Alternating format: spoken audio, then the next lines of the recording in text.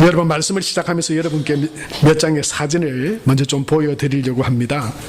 여러분 이 사진을 보시면서 무엇이 떠오르시는지 세자로 한번 제목을 좀 달아보시기 바랍니다. 여러분 옆에 가로로 넘기지 마시고 가로로 이렇게 되어 있는 사진은 어디에서 찍은 사진인지 혹시 아시겠습니까? 예? 지하철에. 저걸 보면서 여러분 세자로 한번 제목을 한번 달아보세요. 싸가지. 혹시 부럽다 뭐 이런 분은 안 계시나요? 부럽다, 해볼래, 이런 생각하시면 안 됩니다. 예? 이렇게 해보면 안 됩니다. 예. 싸가지. 예. 그것도 뭐 그다지 좋은 의감은 아니지만 보면서 그렇게 생각할 수 있죠. 예. 예? 세자라니까요. 집사님은 너무 은혜가 넘치셨어요. 옆에 거는 보면은 이 지하철 안이 맞는 것 같아요. 그죠? 저 지하철 안에서 판을 벌려놓고, 판은 안 깔려 있습니다만 하여튼 둘 앉아서 뭔가 이렇게 하고 있는데 보니까 카드를 하고 있는 것 같아요. 예? 뭔가. 한 장 우리 넘겨서 다시 볼까요? 여러분 여기가 어디 같습니까? 소방서 앞인 것 같은데 저기 주차해 놓은 거 맞죠? 그죠? 예. 적어도 세 글자로 만약에 여러분 한번 사진에 제목을 붙여본다면 예. 일부 예배 때 오신 거 아니죠? 예. 몰상식 내지는 이것도 그렇게 내지는 이렇게 다 비슷하게 통하는 말 아니겠어요? 마지막 거 여러분 한번 보시겠습니까? 지금 사진을 찍고 있는데 아마 우리 윤태근 장로님은 이렇게 안 하실 거예요. 그죠? 여러분 만약에 이런 남의 묘지 위에 올라가가지고 아무리 그 뒤에 꽃이 여러분 이쁘게 보이더라도 남의 그 묘지 위에 올라가서 사진을 찍는다고 저렇게 산바리를 펴놓고 거기 막 있으면 만약에 그 묘지에 가족이나 누가 된다면 여러분 얼마나 예의에 어긋난 일이고 정말 나쁜 일입니까? 그죠? 이제 잘 보이나요? 예. 싸죠. 예. 저는 이 사진을 보면서 저는 그런 이름을 붙였어요. 참 무개념이다. 예? 몰상식이다. 무개념이다. 참 그런 생각을 해봤습니다. 여러분 무개념, 참 개념 없다 이런 말 우리가 쓰잖아요. 참 개념 없다. 개념 없다 이 말이 쓰여지는데 이 말의 뜻은 뭡니까? 이 개념 없다 이것은요 생각 없이 참 자기 멋대로 행동한다 그런 이야기죠. 무개념이다. 이건 생각 없이 제 멋대로 행동하거나 또는 그렇게 하는 태도를 보고 말합니다. 참 무개념, 몰상식, 참 어찌 보면 참 대책이 없습니다. 그렇게 행동하는 사람들은 또 자기가 그렇게 무개념하다고 생각하지 않을 때도 많아요. 좀 시간이 지났습니다만은 김남준 목사님이라고 하는 목사님이 있습니다. 그 목사님이 한 책을 이렇게 많은 이 서적의 베스트셀러이시기도 한데 한 번은 이런 책의 제목으로 출판을 하셨어요. 개념 없음. 이게 뭡니까? 무개념이죠. 개념 없음. 세상을 보고 사실 하는 이야기가 아니고 교회를 두고 하는 이야기입니다. 세상이 지금 교회가 세상으로부터 많은 이 손가락질을 받고 또 지탄을 받고 있는데 왜 그럴까? 그 원인을 이 개념 없음에 두고 있는 것이죠. 개념 없음. 여러분 이 책에서 이 김남준 목사님은 이런 이야기를 해요. 삶의 태도, 우리가 살아가면서 그리스도인들이 사는 삶의 태도는 하나님의 은혜가 담기는 그릇이다 그렇게 표현했어요. 그냥 우리가 살아가는 것은요, 살아가면서 말하고 행동하고 하는 것은 그냥 아무런 영향력이 없거나 또 신앙과 별개의 것이 아니라 삶의 태도, 내가 어떤 태도와 어떤 마음가짐으로 누구와 어떤 말투로 대화를 하고 어떻게 관계하며 살아가느냐 하는 것은 하나님의 은혜가 담기는 그릇이다 그렇게 표현했어요. 참 적절한 표현이 아닌가 생각이 돼요. 그리고 그 책에서 이 목사님은 이렇게 말합니다. 오늘날의 기독교가 왜 세상으로부터. 근데 이 책이 나올 때는 제법 오래됐습니다. 제가 그 책을 읽고 이 메모해두고 했던 것들 자료가 있어서 오늘 말씀드리는 것이지만 2010년 초반에 이 책이 출판되어 나온 겁니다. 그 책에서도 이미 무개념 이런 개념들이 교회 안에 있었다고 하는 거예요. 우리나라의 이 교회 가운데 이런 모습들이 있었다고 하는 것이죠. 왜 그때에도 이 세상으로부터 교회가 공격을 당하고 많은 비난을 받았는데 왜 그런가? 그는 책에서 이렇게 말합니다. 오늘날의 교회와 그리스도인들이 세상에서 욕을 먹게 된 것은 삶에 공을 들이지 않기 때문이다. 그렇게 말했어요. 삶에 공을 들이지 않기 때문이다. 그 삶으로 그리스도인답게 살아가려고 애쓰지 않기 때문이다. 누구 탓도 아니고. 여러분 혹시 저와 여러분이 그런 모습이 아닌가요?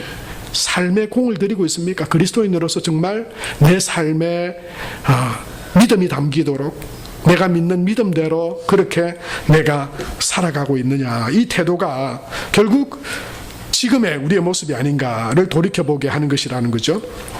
그래서 이 목사님은 그 책에서 이렇게 말합니다. 우리는 삶의 태도를 올바르게 해서 하나님께는 더욱 사랑스러워지고, 할렐루야, 사람들에게는 더욱 존귀하게 여김을 받도록 해야 합니다.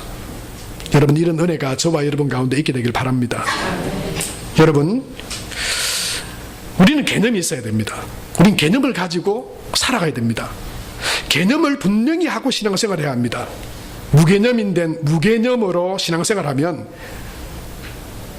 조롱받습니다. 예수님은 마태복음 5장에 그리스도인으로서의 개념을 가지지 못하고 살아갈 때 어떻게 되는지를 말씀하셨는데 13절에 보면 이렇게 말씀하고 있죠. 우리 같이 한번 읽을까요? 너희는 세상의 소금이니 소금이 만일 그 맛을 잃으면 무엇으로 짜게 하리요? 후에는 아무 쓸데없어 다만 밖에 버려져 사람에게 밟힐 뿐이니라. 무시당하는 거예요. 하나님은 교회를 소금과 빛으로 세우셨는데 그리스도인들을 그런 통로로 세우셨는데 우리가 거기에 대한 개념을 가지고 그렇게 살아가지 못할 때 도리어 세상에서 밟힌다라고 말씀하고 있죠.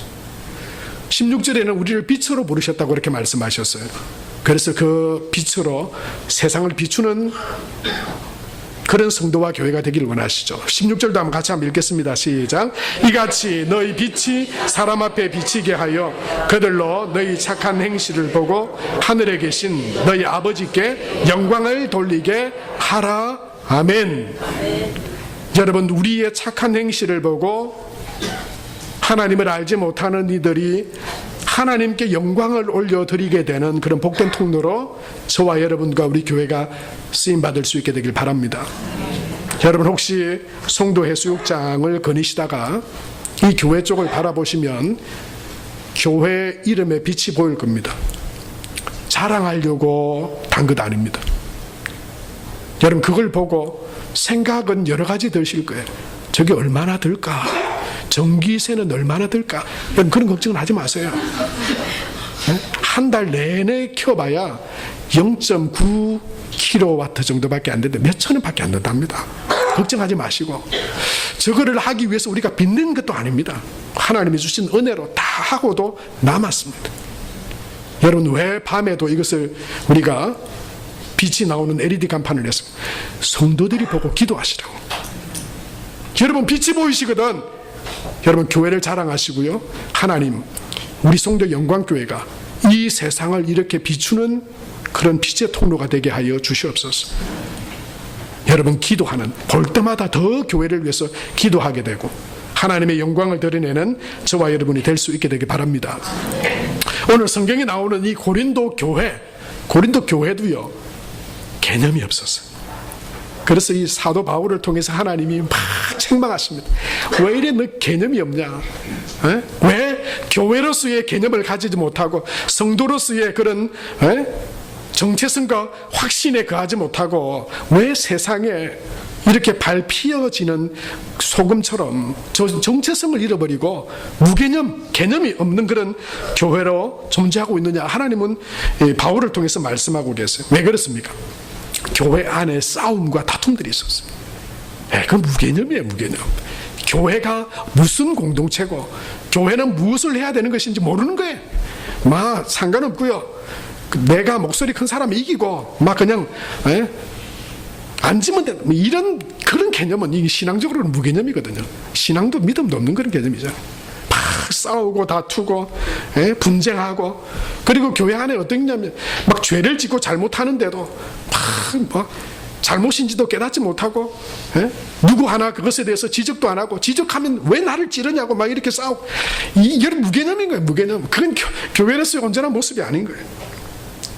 여러분, 우리도 때때로 우리가 지금 하나님께 예배 드리고 있습니다만은 하나님에 대한 신앙적인 개념은요, 예배를 통해서 하나님에 대해서 내가 어떻게 여기는가에 따라서 예배에 대한 태도가 달라져 버리거든요. 하나님에 대한 개념을 보여주는 행위가 예배입니다. 어제 그 말씀 묵상 세미나 하시는데 그 목사님이 청년 사역도 하시고 또 교회에서 지금 우리와 같은 교단에, 통합교단에 속한 교회에서 교육 부서를 담당하고 있습니다. 전체 사역을 하고 계신데요, 그 목사님이 그러시더라고요. 도대체 어떤 기준과 어떤 개념으로 신앙생활을 하는지 모르겠다. 그 기준도 없고 예배 때 이게 예배인지 그냥 와가지고 다리 꼬고 앉아가지고 마치 무슨 관람이라도 하지 이렇게. 그리고 아예 어떤 분은요, 예배 드리러 올 때 아예 자기로 작정하고 설교가 시작되면 이렇게 시작하는 우리 학생들도 많다. 우리는 안 그렇습니다. 우리 학생들은 여러분, 그게 의미하는 게 뭡니까? 하나님에 대한 개념과 예배에 대한 개념이 지금 바로 세워져 있다는 거예요. 세워져 있지 않다는 거예요. 여러분, 예배는 하나님께 하는 거잖아요. 하나님께 드리는 거잖아요. 하나님께 드리는 거룩한 제사잖아요. 제가 어제 그 목사님이 말씀하신 것을 제가 여러분께 예배를 강조하면서 한 번도 말하지 않았지만, 대제사장은 여러분 하나님 앞에 1년에 한 번 지성소로 들어갈 때 방울을 허리에 차고 손에 차고, 그리고 여러분 끈을 묶어서 이 하나님의 지성소로 들어갔어요. 혹시 그가 거룩하지 못하거나 예배에 합당치 못하면 하나님 앞에서 죽었어요. 여러분, 이 시대에 그렇다면 안 되겠죠. 하나님은 그렇게 우리를 대하지 않으십니다만은, 여러분, 우리의 하나님에 대한 예배의 태도는요, 곧 하나님에 대한 우리의 개념을 설명하는 거예요. 예배를 우습게 여긴다면, 예배를 아무렇게나 여긴다면 하나님을 우습게 여기는, 하나님 무시하는 거예요. 왜요? 예배는 사람들이 하는 거 아니잖아요. 여러분, 개념을 잘 정립하셔야 돼요. 그래서 바른 개념으로, 바른 생각으로, 무개념인 그런 신앙생활이 아니라 개념 있는 그리스도인이 되어져야 한다라는 것이죠. 사랑하는 성도 여러분, 그렇다면 우리가 바른 개념 있는 그리스도인으로 살아가는 그 바른 개념을 가지고 하나님 앞에 신앙생활하는 성도가 되기 위해서 여러분 어떻게 해야 합니까? 이 바른 개념이라고 하는 것은 믿음의 정체성을 이야기하게 됩니다. 믿음의 정체성, 그리스도인으로서의 정체성, 그리고 그 믿음의 확신, 그것이 우리의 개념을 형성하게 되는데요. 첫 번째로 우리가 바른 개념 있는 그리스도인으로 살아가고 예배하기 위해서 첫 번째로 가져야 될 것은 뭐냐면 복음에 대한 분명한 확신입니다. 복음에 대한 분명한 확신. 이 개념이 없으면 예배도 생활도 태도도 삶의 모습도 다 개념 없는 사람들 같이, 그러니까 신앙의 개념 없는 사람들 같이 여겨집니다. 오늘 23절 말씀에 보면 하나님 우리에게 이렇게 말씀하고 있죠. 같이 읽겠습니다. 내가 복음을 위하여 모든 것을 행함은 복음에 참여하고자 함이라. 그렇게 말했어요. 바울은요, 그가 하는 모든 예배 또는 선교, 헌신, 봉사, 이것을 무엇을 위해서 했냐면 복음을 위해서 한다, 그렇게 말했습니다. 바울의 삶을 이끌어가고 있는 원동력은 복음입니다. 복음. 그리고 그가 복음을 전하기 위해서 그렇게 헌신하고 복음을 전하기 위해서 참았습니다. 복음을 전하기 위해서 걸림이 된다면 그는 아무런 대가도 받지 않고 일을 하며 자기의 쓸 것과 먹을 것을 위하여 일을 하며 자비량으로 선교를 했습니다. 왜냐하면 복음을 위하여 그랬습니다. 복음이 그만큼 귀하기 때문이었습니다. 바울은 로마서 1장 16절에 보면 내가 복음을 부끄러워하지 않는다 그렇게 말했습니다. 복음을 부끄러워하지 않는다. 이 복음은 모든 믿는 자들에게 구원을 주시는 하나님의 능력이다 그렇게 말했습니다. 예수님은 이 구원과 하나님의 나라를 설명하시면서 마치 밭에 감추인 보화와 같다. 내 모든 것을 다 팔아 그 밭을 삼으로 그 보화를 소유하게 되는 것과 같다. 그렇게 하나님의 나라와 복음을 비유하셨어요. 여러분, 우리에게도 복음에 대한 그런 확신이 있는가라고 하는 것입니다. 내가 예수를 믿음으로 구원받고 하나님의 자녀로 살아가게 되는 것은 세상의 그 어떤 것으로도 누릴 수 없고 그 어떤 것으로도 그렇게 할 수 없는 하나님의 특권과 그 복음의 능력으로 내가 하나님의 자녀가 되고 구원받은 하나님의 백성이 되었다. 하나님은 그 복음을 통해서 나를 구원하실 뿐만 아니라 이 땅에 살아가는 모든 영혼들을 구원하시기를 원한다라고 하는 이 복음에 대한 분명한 확신, 예수 외에는 다른 길이 없다. 사도행전 1장 12절의 말씀처럼 다른 이로서는 구원 얻을 수 없나니 천하 인간의 구원 얻을 만한 다른 길을 우리에게 주신 일이 없다. 내가 곧 길이요 진리요 생명이다. 그 누구도 하나님께로 영생애로 참된 복을 누리는 삶을 예수 외에 그 어떤 것으로도 누릴 수 없다. 여러분, 이것이 성경이 우리에게 말하는 복음이고 예수 그분이 바로 복음의 핵심이다, 복음이시다 라고 하는 것입니다. 여러분, 이 복음의 확신 가운데 우리가 살아갈 때 개념 있는 그리스도인이 될 수 있습니다. 이래도 되고 저래도 되고 그 개념은 무개념이에요. 교회 와도 되고 안 와도 되고 착하게만 살면 되지 선하게만 살면 되지, 그거는 성경적으로 보면 완전 무개념이에요. 전혀 신앙적인 개념이 없는 거예요. 다른 길은 없습니다. 오직 예수 그리스도만이, 주 예수를 믿으면 구원을 받고 주 예수님 안에 영원한 생명과 부활의 능력이, 소망이, 참된 소망이 예수 그리스도 안에 있는 줄로 믿습니다. 여러분, 복음에 대한 분명한 확신, 그것이 우리를 진실한 그리스도인으로, 개념 있는 그리스도인으로 살아가게 합니다. 만약에 그 복음의 확신 가운데 우리가 붙들리지 않으면 여러분, 하나님이 우리를 보실 때 우리는 무개념이에요.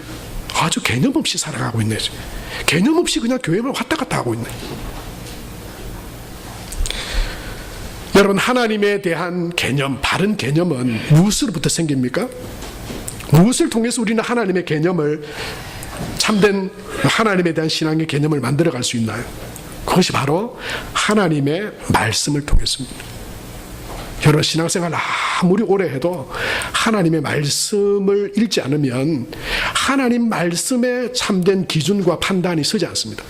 뭐가 정말 옳은 것이고 그른 것인지, 참되고 복된 인생인지 아닌지를 세상적인 개념으로는 가지고 있는데 하나님이 보실 때 뭐가 선하고 옳은 것인지, 뭐가 나쁘고 버려야 될 것인지 개념이 서지 않습니다.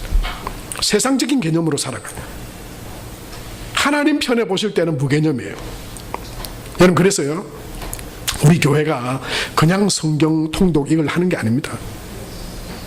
하나님께서 우리의 마음에 주시고 또 목사인 저를 통해서 기도하게 하시고 어떻게 하면 우리 교회가 정말 아름답고 하나님이 기뻐하시는 교회로 세워지고 성도들이 하나님 은혜를 누리며 풍성한 가운데 정말 개념 있는 성도로 세워지게 될 건가? 여러분, 하나님의 말씀을 붙들어야 돼요. 디모데후서 3장 16절 17절, 여러분, 교회 다닌 연수를 자랑하지 마시고 하나님의 말씀을 읽고 그 말씀을 따라 살아감으로 개념 있는 그리스도인이 되시길 축복합니다. 말씀을 통해서 됩니다. 말씀을 통해서. 그래서 말씀을 읽고 묵상도 하시고요, 말씀을 통독하시도 하고 말씀을 가르치고 전하기도 해야 돼요. 디모데후서 3장 16절에서 17절 말씀 보면 이렇게 기록이 되어져 있죠. 우리 같이 한번 읽겠습니다. 모든 성경은 하나님의 감동으로 된 것으로 교훈과 책망과 바르게 함과 의로 교육하기에 유익하니 이는 하나님의 사람으로 온전하게 하며 모든 선한 일을 행할 능력을 갖추게 하려 함이라 말씀했어요. 여러분, 주일날 한번 듣는 거로 절대 만족하지 마세요. 여러분, 말씀을 부지런히 읽어서 그 말씀으로 여러분의 신앙의 개념이 바로 세워지고 여러분, 하나님의 사람으로 온전하게 되는 길이 성경에 있어요. 모든 선한 일, 내 생각대로 세상 사람들이 보기에 선한 일 아닙니다. 하나님 보시기에 아름답고 선한 일, 그것을 말씀을 통해 우리에게 말씀에 가르쳐주고 있어요. 여러분, 그래서 우리가 성경을 통해서 하나님의 바른 개념을 가지고, 그리고 온전한 하나님의 사람으로서 살아가는 저와 여러분이 될 수 있게 되길 바랍니다. 제가 어릴 때, 저는 김해 시골 조그만한 교회에서 신앙생활을 했는데요, 그때도 이 여름이 되면 여름 성경학교를 했어요. 우리 아동부에서 이렇게 이 성경학교 포스터를 붙여놨잖아요. 그때도 이 동네 이곳저곳에 이 성경학교 포스터를 다 붙여놨어요. 근데 제 머릿속에 평생 언제 봤는지도 모르겠어요. 분명히 초등학생 때요. 근데 그 성경학교 포스터에 딱 적혀 있었던 성경 말씀 한 구절이 외우려고 한 것도 아닌데 머릿속에 늘 남아있어요. 무슨 말씀이냐면 잠언 22장 6절에 보면 마땅히 행할 길을 아이에게 가르치라. 그리하면 늙어도 그것을 떠나지 아니하리라. 이 말씀이었어요. 이게 그 어릴 때 무슨 말인지도 모르는데 하여튼 이걸 딱 봤는데 이게 머릿속에 그냥 탁 각인이 돼버렸어요.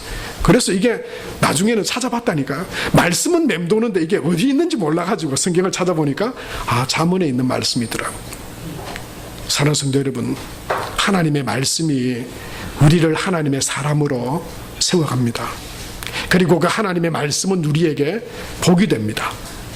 순종의 복을 주고 또 하나님의 은혜가 임하는 복된 통로가 되게 합니다. 사랑하는 성도 여러분, 이 여름에 또 사랑하는 교사들이 아이들에게 마땅히 행할 길을 말씀을 통해서 가르칠 거예요. 여러분, 기도함으로 참여해 주세요. 우리 교회가 여러분 그런 이야기는, 세상의 이야기는 우리 듣고 잊어먹읍시다. 요즘은 어린아이들이 잘 안 되는, 교회 학교가 잘 안 되는 그런 시대야. 어쩔 수 없어. 여러분, 어쩔 수 없어를 썩 받아들여버리면 그냥 우리는 아무것도 할 게 없어요. 그냥 마르고 가물어서 없어질 때까지 기다리는 교회밖에 될 수 없을 거예요. 힘들고 안 되지만, 어렵지만 그래도 가르쳐야 될 아이들이 있고 성도들의 기도와 열정이 있고 사랑과 수고로 헌신하는 교사들이 있을 때, 여러분, 우리 성도 영광교회가 이 지역에 있는 아이들에게 복음을 전하는 하나님의 개념을 심어주는 그런 교회로 세워지게 될 줄로 믿습니다. 여러분, 그것을 위해서 기도해 주시고 함께 참여하는, 그리고 저와 여러분 또한 그 하나님의 말씀을 통해서 복음에 대한 분명한 확신, 그것이 있으면요, 우리는 하나님의 사람으로서 다른 개념을 가지고 우리가 어느 곳에 있든지 무슨 일을 하든지 그 하나님을 믿는 믿음 안에서의 개념을 가지고 살아가게 합니다. 이 복음에 대한 확신은요, 우리를 하나님이 우리 각자를 부르신 사명에 대한 확신으로 이끌어갑니다. 바울은 사도행전에 예루살렘으로 가서 그가 로마에 잡혀서 가게 되는 과정 중에 그는 죄인의 신분으로서 많은 사람들을 만납니다. 거기에는요, 대단한 세상에서 최고의 권세자들, 부자들도 있었고요, 군사들도 있었고요, 군인들도 있었고요, 정치가들도 있었습니다. 그런데 바울은 그 앞에서 변명하면서 이렇게 말하죠. 오늘 내 말을 듣는 여러분 모두가 내가 결박된 것 외에는 다 나와 같이 되기를 원하노라, 그렇게 말했어요. 여러분, 이게 무슨 말입니까? 여러분, 세상이 부러워할 구원과 영생을 가지고 그것을 소유한 자로 내가 살아가고 있는가, 아니면 여러분, 나는 구원받고 교회를 다니고 있는 사람이지만 세상에 잘 살고 세상에 높고 세상에 많은 것을 가진 사람들을 부러워하는 그런 모습으로 살아가고 있는가라고 하는 것입니다.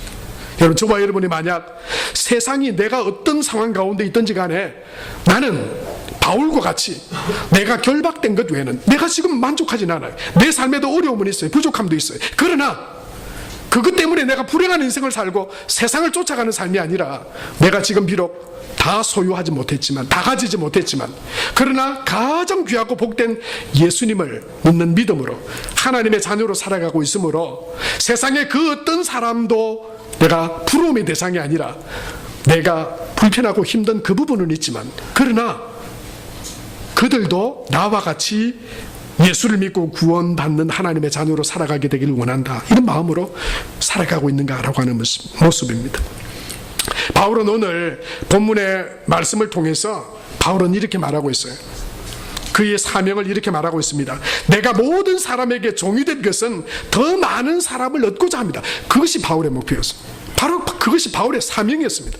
바울은 그 예수 그리스도 안에 있는 복음이 세상의 그 어떤 것보다 귀한 줄 알았고, 예수 그리스도 외에는 그 누구도 구원받을 수 있는 다른 방법이 없다고 하는 것을 알았기 때문에 바울은요, 모든 사람에게 그것을 전하고 그것을 알려야 한다라고 하는 사명을 가지고 살았어요. 그래서 그는 그렇게 말하죠.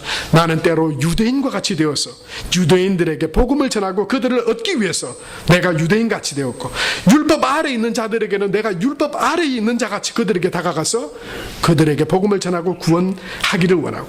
22절 말씀에 보면 이렇게 말하고 있죠. 22절 다 같이 읽겠습니다. 시작.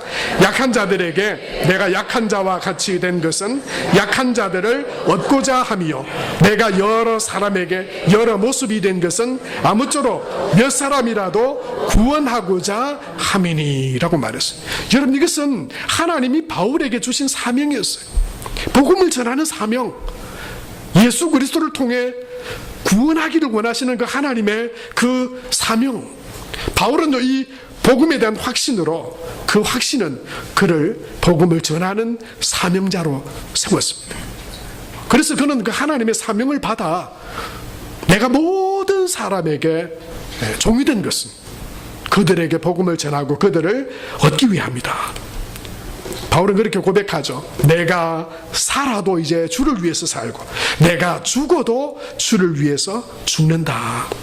바울은 빌립보서 1장 21절과 22절에 보면 내가 살든지 죽든지 나를 통해서 그리스도가 존귀하게 되기를 원한다, 그렇게 고백하고 있습니다.